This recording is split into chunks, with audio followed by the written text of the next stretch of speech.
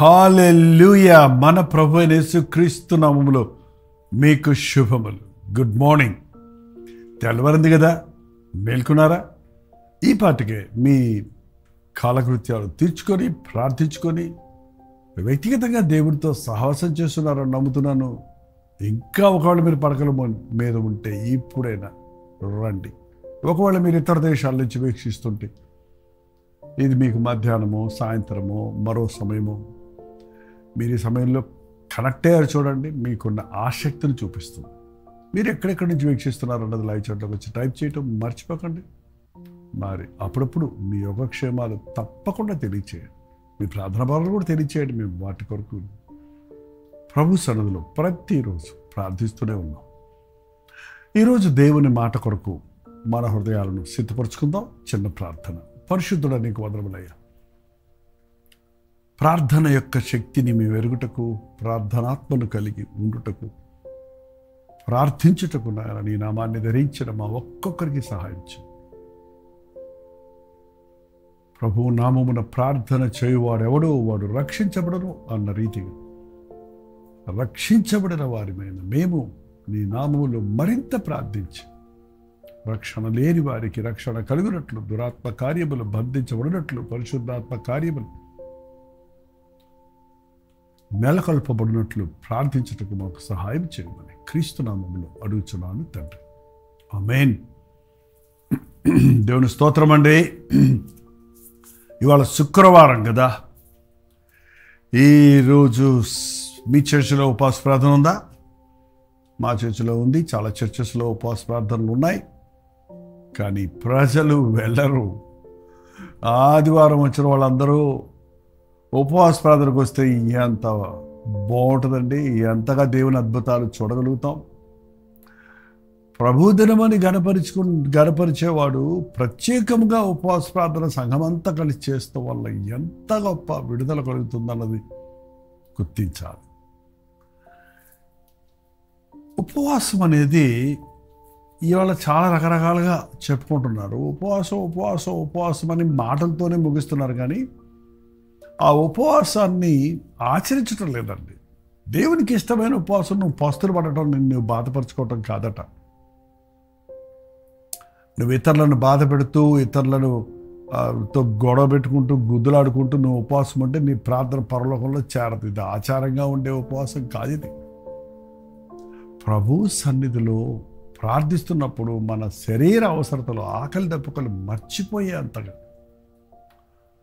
ఆయన సన్నిధిలో మన హృదయాన్ని లగ్నం చేయడానికి, మత్తు నుంచి విడిపించబడడానికి ఉపవాసమే. కానీ అది మీ ఇష్టం, మీ అనుకూలతను బట్టి మీరు ఏ విధంగా ఉపవాసం ఉంటారో, ఎంతసేపు ఉపవాసం ఉంటారో, ఎన్ని రోజులు ఉపవాసం ఉంటారు అనేది వ్యక్తిగత విషయం అండి. బట్ సంఘం అంతా ఒక్కసారి వారానికి కనీసం 2 సార్లు, మా సంఘంలో అయితే ప్రతి బుధవారం ప్రతి శుక్రవారం ఉపవాస ప్రార్థనలు ఉంటాయి. 2 సార్లు కలిసి మనం ప్రార్థిస్తే అద్భుతమైన కార్యాలు చూస్తామండి. ప్రపంచం అంతా ఎలా ఉందనుకుంటున్నారు? దేని కొరకు సిద్ధపడుతుంది అనుకుంటున్నారు? అప్పుడప్పుడు న్యూస్ చూడండి, మీకు అర్థమవుద్ది. ఇంటర్నేషనల్ న్యూస్ చూడండి, వరల్డ్ న్యూస్ చూడండి, ఇండియా న్యూస్ చూడండి. ఇండియాలో అన్ని రాష్ట్రాల్లో మా ఊరు పేపరు, మా ఊరు న్యూసే కాదు, లోకల్ ఛానల్స్ కాదు, ప్రపంచం ఏమనుకుంటుంది, ఒక్కొక్క దేశాన్ని గురించి ఎలా ఉంది అనేది తెలుస్తుందండి. భయంకరమైన పరిస్థితులు ఈ రోజుల్లో. ప్రభు ప్రవచనాలన్నీ నెరవేరుతున్నాయి. దేశం మీదకి దేశము లేవటము, జాతి మీదకి జాతి లేవటము, అక్రమం విసరించటము, అనేకుల ప్రేమ చల్లారిపోవటము, విశ్వాసము కనుగొనలేని స్థితి కనబడటం ఉంది కదా. ఇవన్నీ నెరవేరుతూనే ఉన్నాయి. అందుకని ఇప్పుడు మనం ప్రార్థించాలి. మన దేశంలో ఈ సంవత్సరంలో, ఈ గత 10 సంవత్సరాల్లో ఎంతోమంది పాస్టర్లు చనిపోయారండి. హతసాక్షులు అయ్యారు, చంపేశారు. మనుషులు మిమ్మల్ని అప్పగిస్తారు అని ప్రభు చెప్పిన మాట నెరవేరుతుంది. ప్రపంచవ్యాప్తంగా క్రైస్తవ్యానికి వ్యతిరేకత ఉంది, లేక క్రైస్తవ్యం సారం లేనిదిగా మారిపోతుందండి. చచ్చిన ఒక సింహం కంటే బతుకున్న కుక్క మేలు అన్నట్టు నేను క్రైస్తవుని అని చెప్పుకొని చచ్చిన స్థితిలో ఉండడం కంటే వేరే ఒక మామూలు జంతువుగా ఉన్న బెటరే కదా. ప్రభువునందు విశ్వాసం వచ్చిన వాడు ప్రార్థించకుండా ఉండలేడు. హేరోదు కాలంలో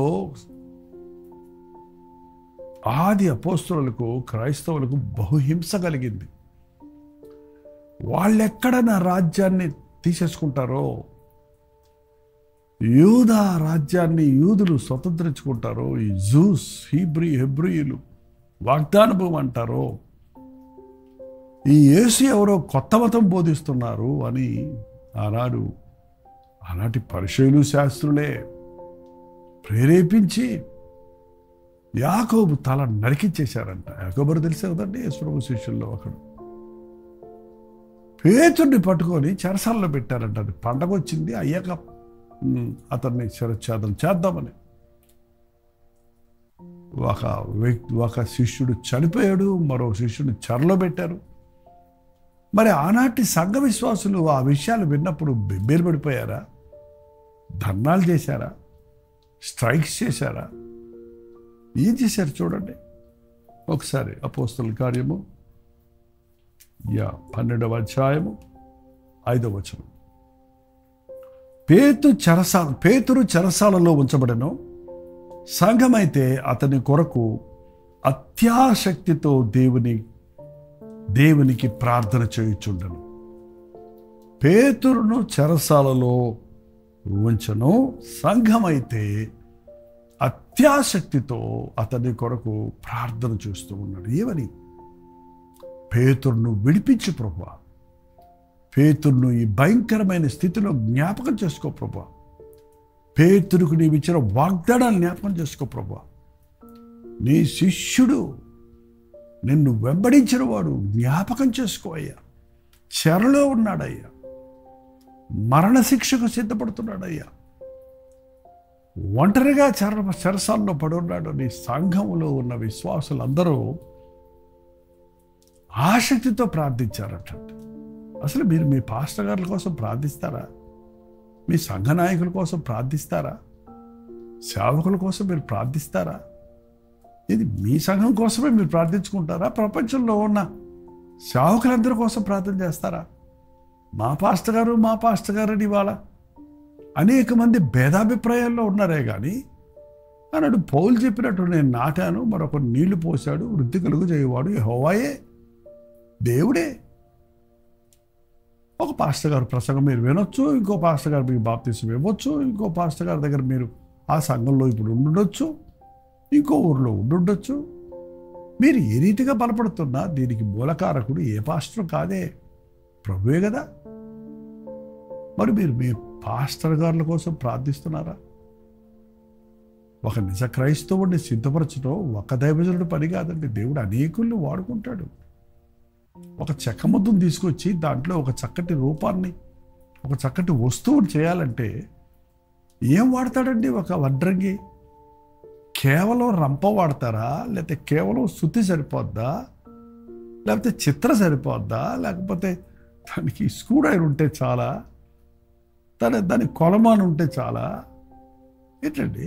దానికి అన్ని ఇన్స్ట్రుమెంట్స్ కలిపి వాటిని వాడుకుంటూ దానికి రూపం తీసుకొచ్చినట్టే ఒక మంచి క్రైస్తవ విశ్వాసిగా ఉండాలనుకున్నవాడు అనేక మంది దైవజనుల యొక్క నడిపింపుల్లో, ప్రేరేపణల్లో, హెచ్చరికల్లో, గద్దింపుల్లో, దిద్దుబాట్లు, దైవ వాక్యము ప్రకటనలో దేవుడు తన వాక్యం ద్వారా మలుచుకుంటూ వస్తున్నాడు.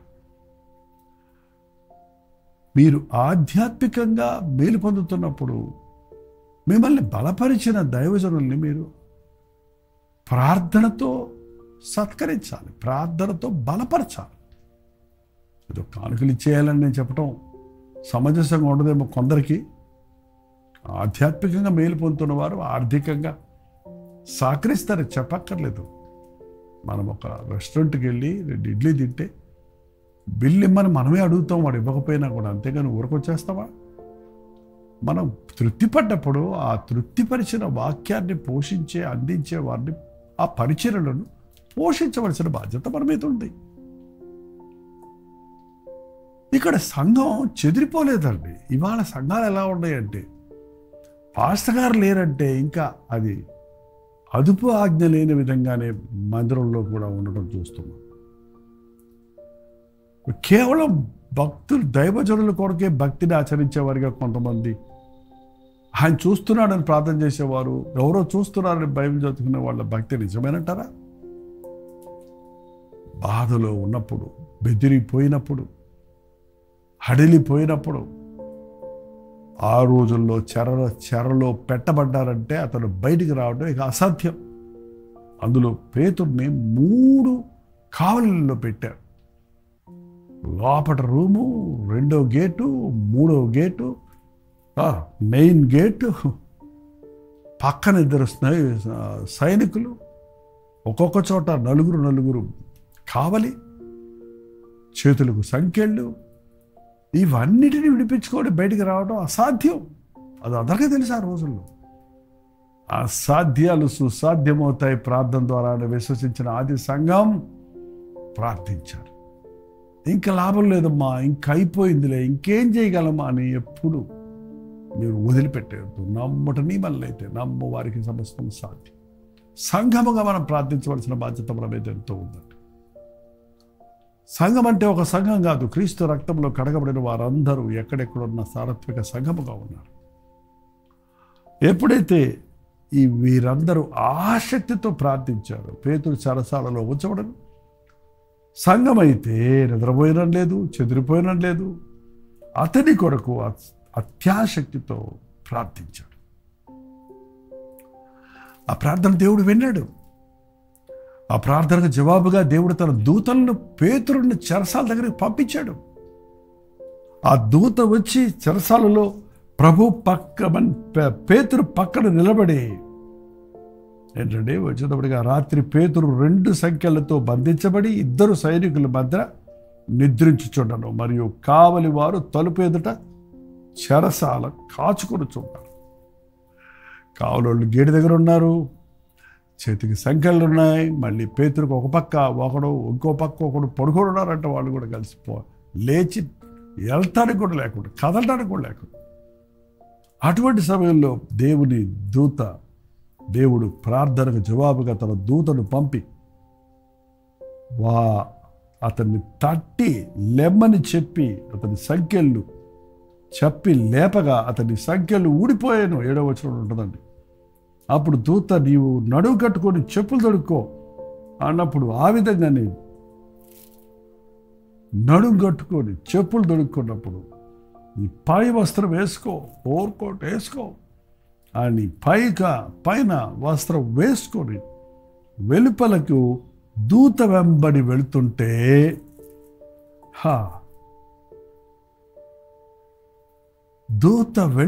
వెనకాల వెళ్తుంటే తలుపులు వాటంతటే అవి తెరుచుకుంటున్నాయి.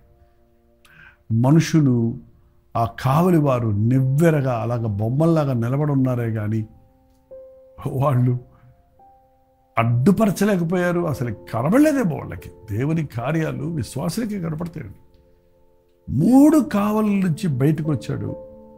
మొదటి కావలి నుండి 10వ వచనం అది. మొదటి కావలి 2వ కావలి దాటి పట్టణమునకు పోవు ఇనుప గవిని దగ్గరకు వచ్చినప్పుడు దానంతట అదే వారికి తెరుచుకొనను. వారు బయలుదేరి ఒక వీధి దాటిన వెంటనే దూత అతన్ని విడిచిపోయాడు. హల్లెలూయా. ప్రార్థన పరలోకపు శక్తిని భూలోకానికి దింపుతుంది. దూత అన్న దగ్గర అనేక సార్లు పాత నిబంధనలో కూడా అది ప్రభువును గుర్తు చేస్తుందండి. ప్రభువు మనల్ని ఎంతగా ప్రేమించాడంటే, ప్రేమించిన మనకు సహాయం చేయడానికి మరో మనిషిని పంపించేవాడు కాదు, తానే దిగి వచ్చాడు. పరలోకంలో కూర్చొని మరేదన్నా ఆల్టర్నేటివ్ ఆలోచించవచ్చు కదా, మన పాపముల నుంచి మనం విడిపించి పరలోకాన్ని తీసుకెళ్తానికి. నా రూపంలో, నా ఆకారంలో నేను చేసుకున్న నా బిడ్డలు నేనే విమోచించాలని ఆయన దిగొచ్చాడు. ప్రార్థన పరలోకాన్ని కదిలిస్తుందండి. ప్రార్థన ప్రభు హృదయాన్ని కరిగిస్తుందండి. ప్రార్థన ప్రభు సన్నిధికి మనల్ని చేరుస్తుంది. వీళ్ళు ఇంకా ప్రార్థన చేస్తూనే ఉన్నాడు. దేవుడు వారి ప్రార్థనకు జవాబు ఇచ్చేశాడు. ఎక్కడైతే వీళ్ళు ప్రార్థన చేస్తున్నారో ఆ ఇంటి దగ్గరకు వచ్చి తలుపు తట్టే వరకు ఇంకా ప్రార్థన చేస్తూనే ఉన్నారు. అక్కడ చిన్న పిల్ల వచ్చి రోదే అనే అమ్మాయి వచ్చి పేతురు వచ్చాడు అంటే నీకు పిచ్చి పట్టిందన్నారు, దెయ్యం పట్టిందన్నారు.